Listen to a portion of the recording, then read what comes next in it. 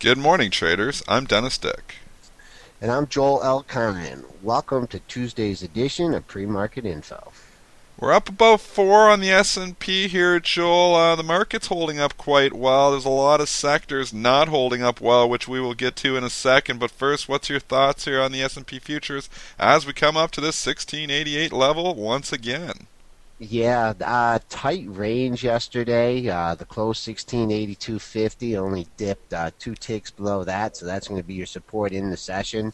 Monday, Friday's high 1688 to 1689, the double top there. We chewed through that this morning. We'll take a shot at the all-time high 1695.50. We're going to bring in Matt Kahneman right away. The fertilizer stocks are getting you know what on here. There's some news, so we'll bring Matt in here to give us the scoop on that. Yeah, I mean, hey guys, this is just crazy here. I mean, these stocks are down 25% now in the pre-market. Yep. And it's just, there's some news from Russia overnight. The world's largest potash producer, Uralkali, I think is how you pronounce it, is pulling out of the largest potash cartel. Yeah, it's one of those type of deals. When basically they're expecting prices to fall 25% in the Wow. market. So for the two big makers in the U.S., Potash and Mosaic, that's about half of their profit margin gone. Wow. Just gone overnight. Half their profit margin gone overnight. You Exactly. were saying the cost, so their cost of production on some of these are what were you saying there, Matt, when we were talking in the So pre-market? yeah, so for Potash and Mosaic, their cost is around $200 a ton. That's according to a hedge fund friend of mine. That's his estimates. So basically, if the price was around 400, they're forecasting it to fall 25% to 300. That means that half of their profit margin is gone, and that's before the cost of actually, then taking it and whatever Right, they have to transport it afterwards. So, but right. it basically a lot of that's priced into their cost. So basically, half their profit margin wiped out in 6 hours. That's unbelievable, and that's why you're seeing such a drastic decline here in the price of these stocks. Like Potash, I'm looking at the loser board here. I always have every company in the S&P, and they're ranked here on my filter. Mosaic's number one, down 26.4%. Potash is number two, down 25.8%. We got IPI down 22.8%. So across the board, AGU's down 11.4%. It's all potash stocks at the top of this loser board, and it is ugly. Yeah, it looks like AGU may be making a little bit of a bottom here. It just popped a little bit, but I mean, when you pop a buck after dropping 12, I mean, It's not much to really get too excited about here. Yeah, this is really unbelievable here. Just looking here too. What about CF? Because we have CF Industries, which is down about $10. Obviously, their exposure is probably a little bit less than some of these other ones, but just interesting because Dan Loeb was announced taking that position in the stock yesterday. Had the $20 pop to get on close over $200 a share, and now it's giving back half of those gains on this news. yeah, so CF has a little bit of exposure to potash specifically. They make a bunch of other nitrate solution products, but I think that they're all just getting killed in tandem. And I Right. know you mentioned even Deere is trading lower on the news. Yeah, deer actually, And, if you bring up this down a buck and a half now on this, which is kind of almost counterintuitive on some of these. You think almost because the farmers use some of this stuff in their crops, you think it could almost be good for some of the farmers if their fertilizer costs go down a bit because of this. But I don't think it matters. It seems like everything's just down across the board if it's related to the potash industry at all. yeah, I mean, I think I see ADM ticking positive here. That could just be one trade, though. Archer Daniels Midland, they would benefit from lower potash prices, you think, because, if they're selling corn, you would think they would benefit from lower prices. But I mean, if it's flat on the news that prices are falling by a quarter, I mean, that's still pretty bad. I think you got to let the dust settle in this whole sector here and see what happens. Like people that are trying to pick bottoms. I came in actually at 4 in the morning, and potash was only down 6% at that time.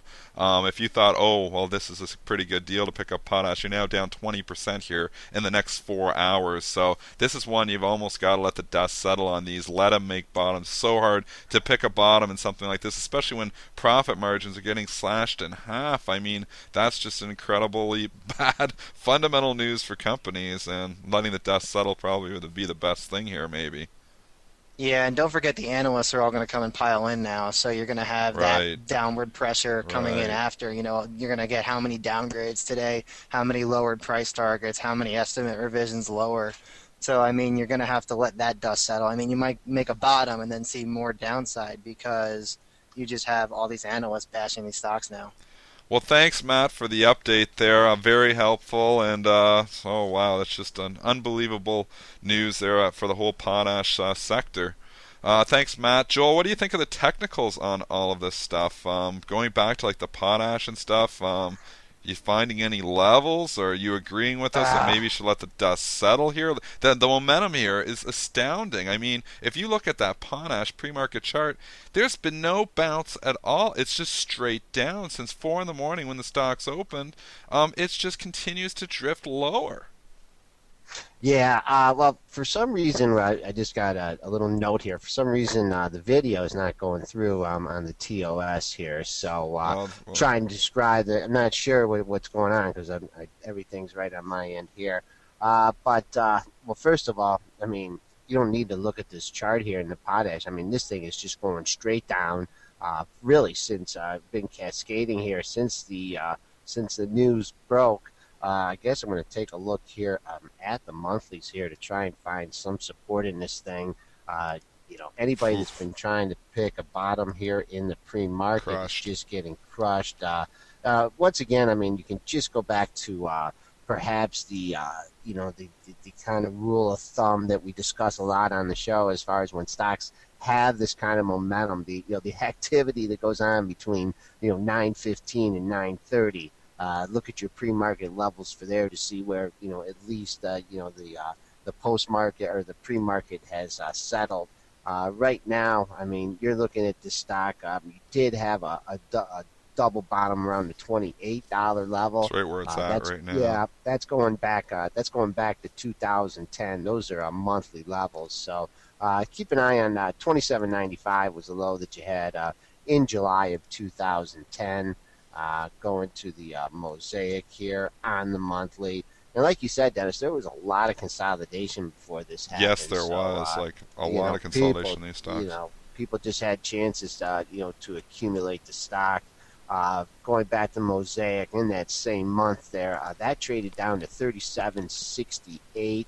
So that'll be the level that we're keeping an eye on in Mosaic. But once again, I mean, the pre-market chart on these things is just, straight down. I mean, there's just no resilience.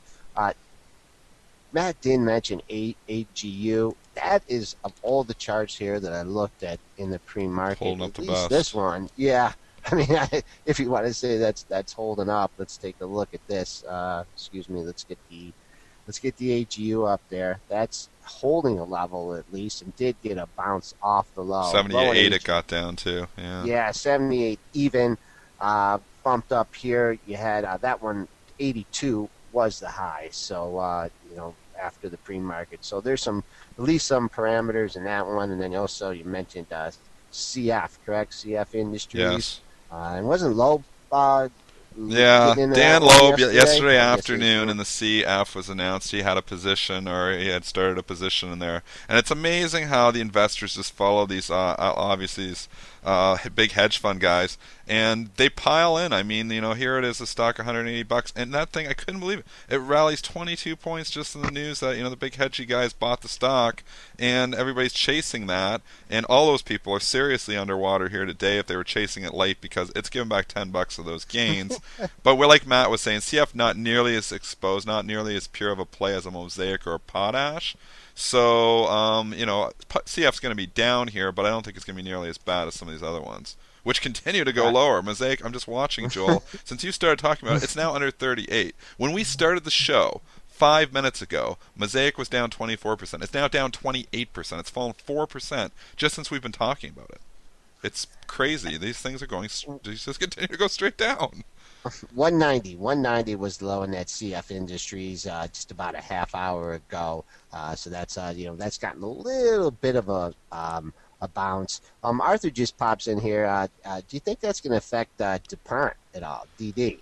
Well, we can look in the pre-market, and there's really no action in DuPont here at all, and it's like a chemical make. So this is kind of not really. You can say okay, well they're both pop fertilizer, and I don't really see it affecting DuPont too much, but it's hard to say. On a lot of these companies, you're going to see like it's affecting Deere. Deere is down $1.20 just because it's related to farming.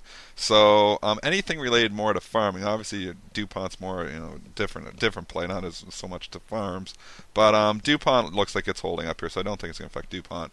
Yeah, it's just Arthur. Just a quick note on the DuPont here. You did have that spike over 60 after earnings, and then you've had 4 days of really almost identical, or 3 days of almost identical ranges. 57.01 to 57.69 caps the last 3 days of ranges. Kind of trading down on major support here. I'd say it cracks 57, and I think I'd have to let go of that stock. We better move on to the other. Well, there's IPI is down. CF. We can't. We're not going to get in all the technicals on all these stocks here. We've taken up half the show talking about the fertilizer, but it's it is a crazy development here that this has happened, and obviously that fertilizer or potash prices look like they're going to drop substantially, and these things are repricing, and when they're repricing, very, very tricky to pick bottoms. So we can look at levels, we can look at potential areas that they might bounce. So hard to predict though. You really got to let the dust settle here. And one last note about that, just before we go on to the crude chart, Joe. We were just talking the pre-market. I mean, when you look at companies, like gold, or when you look at the gold prices and what happened to Barrick and what happened to Gold Corp when the underlying gold prices fell just 25-30% from where they were, those companies were cut, huge. Watch Barrick go from $35 down to 14 or 15 before it started bouncing. And then you look at Alcan Aluminum, or Alcoa. I mean, you look at from the aluminum prices how it went from $40 down to $8 when aluminum prices started to fall. I mean, when those underlying commodities that these companies are selling starts taking the price hit, it really hurts the stocks themselves. So I'm really scared to pick bottoms in these things here.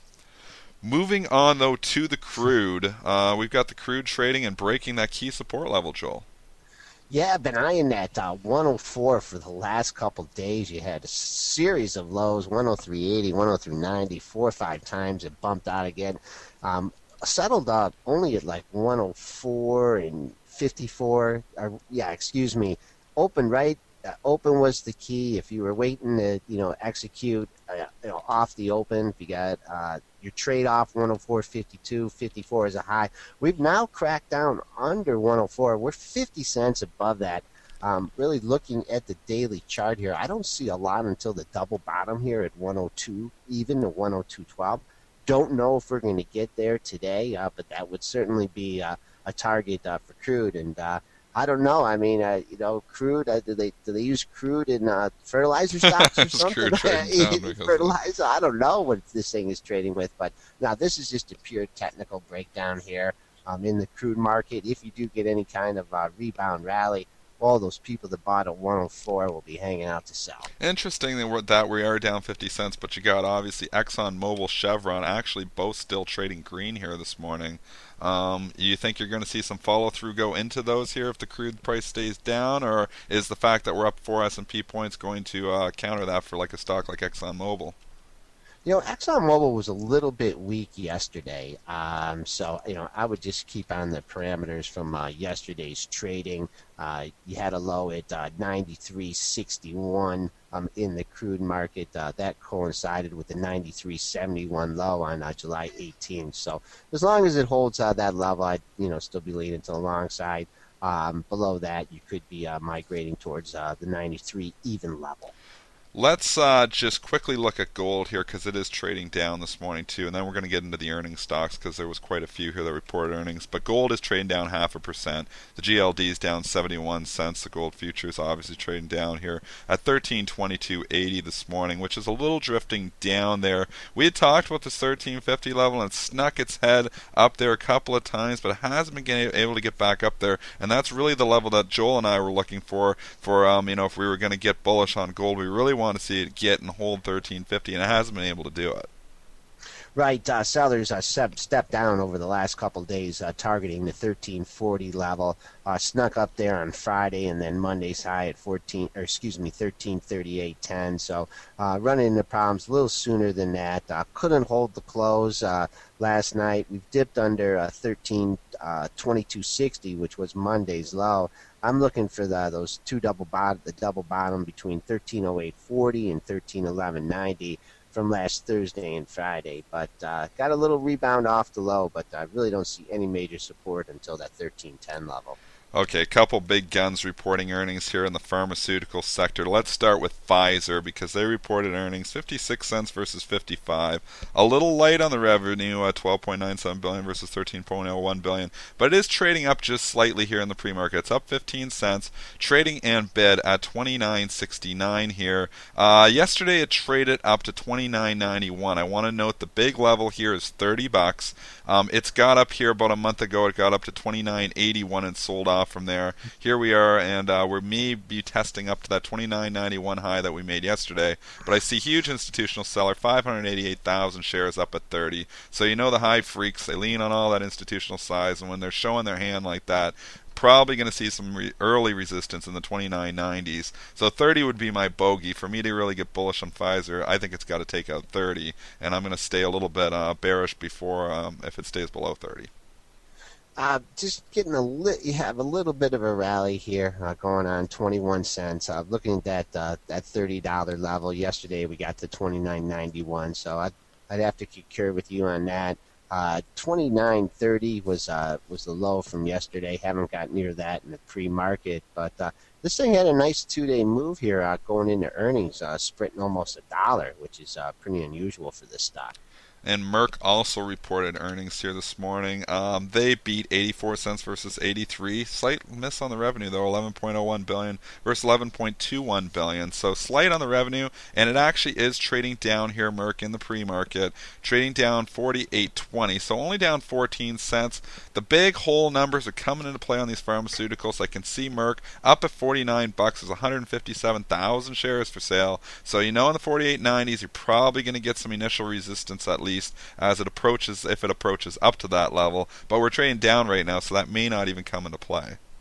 Right, yeah, just under that $49 level, you had a couple highs in the high 48.80s. We're 60 cents away from that. What's interesting here is that you're trading just a nickel off yesterday's low. So it did dip below it in the pre-market, but opens into minor support here. Can't hold that the 48.15 level. Got a minor support at 47.78, but you got real major support here from 47.35 to 47.50. Triple D getting the beats here this morning. 3D Systems trading down on their report. They missed 20 cents versus 24. The revenue actually did beat 120.5 million versus 114.6 million. They reaffirmed their 2013 outlook, but I think that earnings miss is really disappointed investors here. It had run up into the earnings. It had a big day yesterday, closed fairly strong. Giving all that back here this morning, it's trading down $3. Yeah, the street got leaning the wrong way here. 47.60 is where we're currently trading, not showing much of a bounce. Looking at the dailies here, you had yesterday's low at 48.10, so that's what you need to get to fill the gap. So 48 is your resistance level. Coming back on the downside here, you got a nice level to look at, 46.15, 46.37. Those were from the end of last week on Thursday and Friday, two lows there. So call that 46.25 to be your next major support point. More heat for Ackman here this morning. Herbalife reported earnings last night. This has got to be one of the worst shorts ever, at least publicized shorts ever. And Icon loving it. He's just having a heyday here again today. Last night, Herbalife reports earnings of $1.41 versus $1.18. They beat on the bottom line. They beat on the top line as well. $1.22 billion versus $1.16 billion. They increased guidance. Did everything right, said everything right. Stocks trading up $4.50. It's now up over $65 a share. And Icon's getting rich, and Ackman not so much. Yeah, 66.44 is where the initial pop took you up to. Then got a sell off here, a lot of consolidation though at the $64 level. So I'd call that minor support here, trading at 65.03. Uh, Man, what a well publicized butt whooping here for for Mr. Hackman. I mean, there's really no way to describe it except for that. Just using that 66.44, that's going to be your parameter. That was the high in the pre-market, so we'll look for sellers there. You're blowing away a lot of numbers here on the daily and the weeklies. On the monthlies, this stock traded up to $70, 70.75 in May of 2012, but that might be a little excessive on this run here. Just looking at the weekly charts after Ackman, obviously, had been talking about his short position, and then back in October or November, actually December, the stock traded down to as low as 24.24. He must be kicking himself right now that he didn't get covered or didn't at least cover something down there, because the stock from that point now is up 150% or something like that, 35 on 25. So it's just been a crazy run, or actually, yeah, so 65 point, yeah, so it's up probably over 150% since that point in time. And I think Icon, if I'm correct, wasn't he buying in like the 30s and the 40s? So he is Yeah, up just a yes. ton of money here. Icon can seem to do no wrong, eh? Like the guy, I know it really helps, when you can buy a stock and then once you publicize that you buy the stock, just like the Loeb yesterday, that the stock's pop 5 or 7% just because you bought it. That obviously helps all these investors in these types of issues. But this has just been an incredible move here for Herbalife, and Icon, the major beneficiary of that move.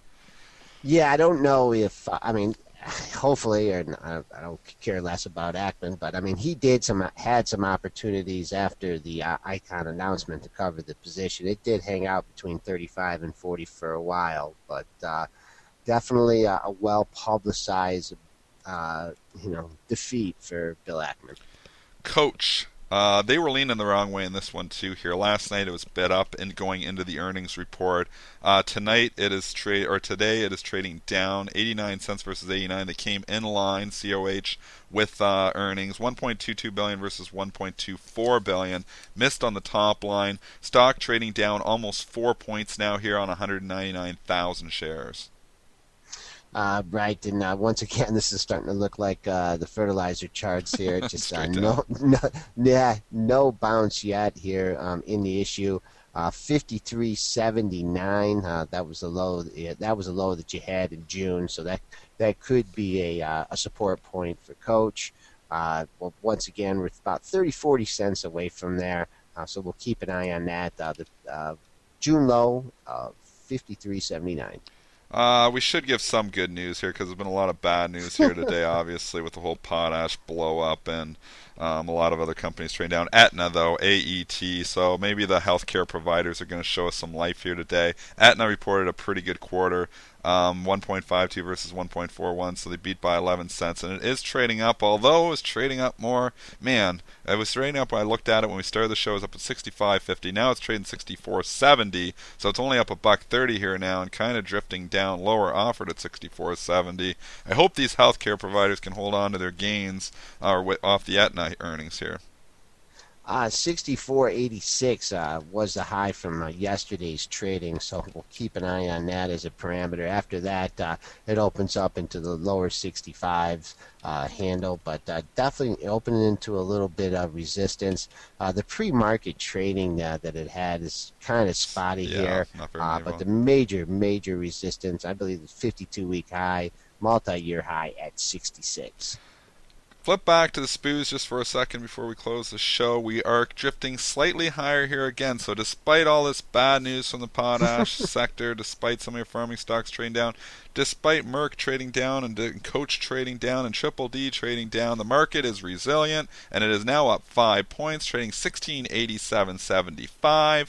1688 was the bogey we were talking about a little bit yesterday. I think that was yesterday's high, wasn't it, Joel? 1688. Yep, 88 was yesterday's high and Right there, right 89 now. was Friday's highs. Yep, so it sure looks like we're going to be opening into resistance. After that, not a lot in the lower 1690s. That's our show for today, guys. Have a great trading session, and we'll talk to you guys tomorrow morning.